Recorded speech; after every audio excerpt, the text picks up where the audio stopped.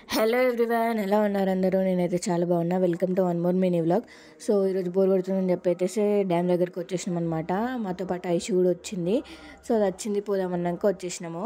So కింద gates open చేసినారు అన్నాక మళ్ళీ ఇటు వచ్చేసినాం.